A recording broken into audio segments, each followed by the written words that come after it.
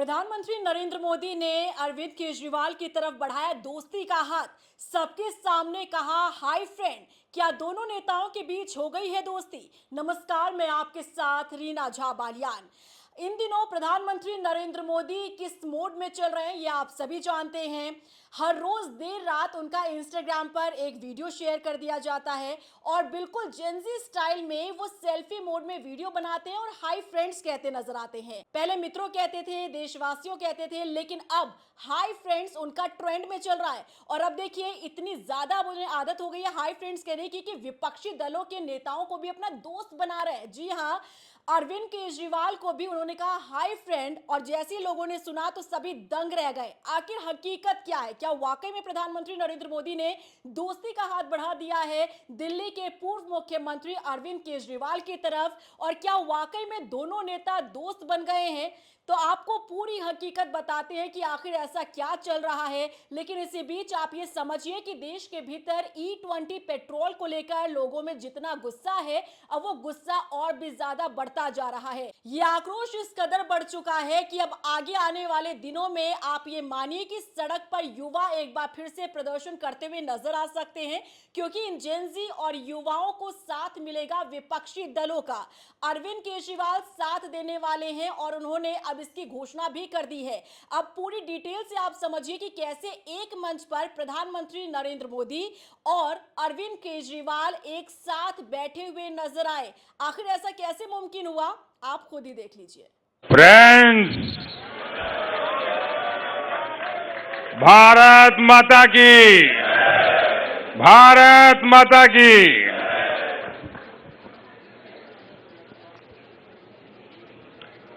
आज केजरीवाल जी ने मेरे लिए कुर्सी लगाई है। हालांकि अपने मन की बात बताऊं तो मुझे केजरीवाल जी इस कुर्सी पर बैठे भी ठीक नहीं लग रहे हैं। ये कुर्सी केजरीवाल जी, ये मुझे थोड़ा पीड़ा होती है ये देख करके। आपको भी होती है क्या? ये E20 के आज समर्थन में जो देशवासी इकट्ठा हुए हैं, मैं इस आपके समर्थन को तहे दिल से स्वीकार करता हूं। ये क्या समर्थन में नहीं आए हैं क्या? ये खिलाफ आए हैं? खिलाफ आए हैं, खिलाफ। मुझे ही गलत जानकारी मिली होगी जी। लेकिन मैं आपको बताता हूं जी, अभी ये आरोप लगते हैं कि ये E20 देश के लिए ये फायदेमंद नहीं है। हम पर आरोप लगते रहते हैं। हमें यह भी कहा जा रहा है कि हमने अच्छे दिनों का वादा किया था, अच्छे दिनों का कहा था कि अच्छे दिन आएंगे। और आज आप देखिए, आप खुद भी मानेंगे कि आप लोग इकट्ठा हुए हैं तो आपकी भी यही मांग है कि पिछले दिन वापस आने चाहिए। तो मुझे जरा बताइए, अभी 5-6 महीने पहले अच्छे दिन थे कि नहीं थे? थे कि नहीं थे? आप लोग किसकी मांग करने आए हैं जी? 1 साल पहले ये पेट्रोल जो शुद्ध मिलता था, ये जिस रेट में मिलता था, ये आप लोगों को एहसास ही नहीं हुआ कि ये अच्छे दिन आ गए हैं।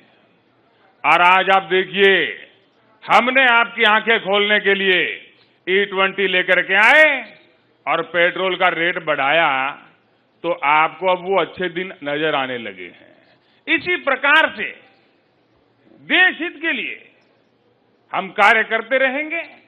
और जिस प्रकार से E20 आया है, हमारा सपना है 2047 लाने का, 2047 का भारत लाने का।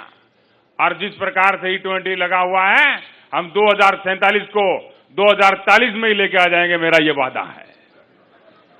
भारत माता की। प्रधानमंत्री जी, लोग आपसे 2-3 प्रश्न पूछना चाहते हैं। कल रात को आपका एक वीडियो आया था आप बड़े दुखी, ऐसे लगा बस रो देंगे आप क्या था उस? देखिए, आपकी बात सही है। अगर चुनाव होते ना तो मैं रो देता।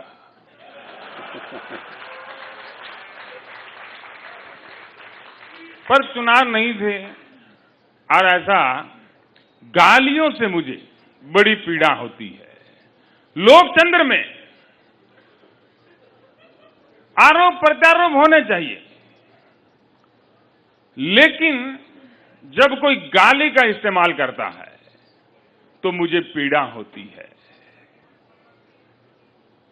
आप लोगों को भी पता नहीं, जब हमारे समर्थक आपको गाली देते हैं तो पीड़ा होती है कि नहीं होती है।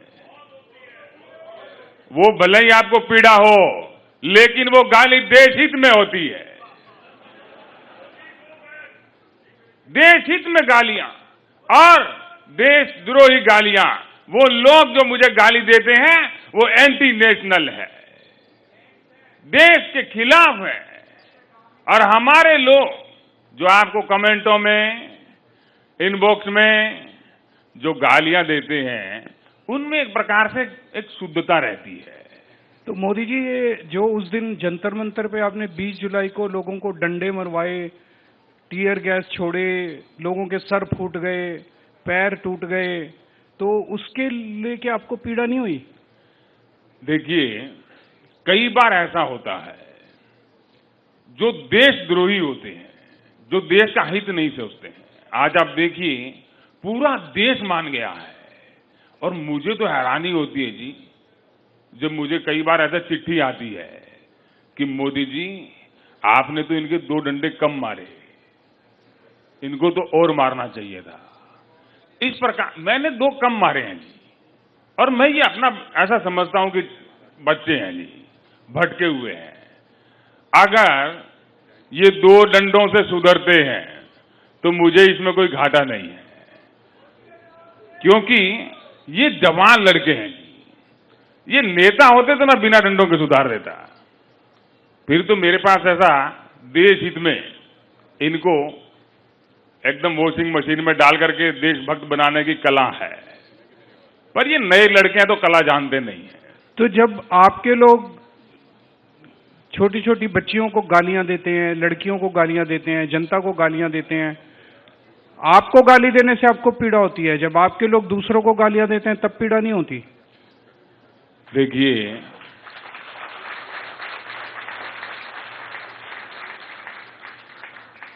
कई बार देश के हित में कई कठिन कदम उठाने पड़ते हैं,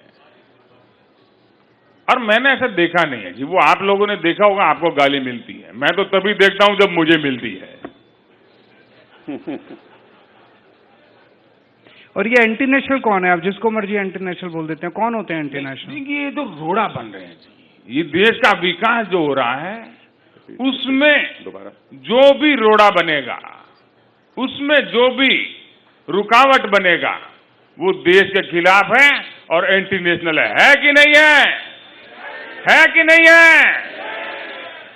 अभी मैं आपको 10-10, 15-15 हजार ऐसे दे दूं, एंटी नेशनल है कि नहीं है? ये आपके लोग हैं जी।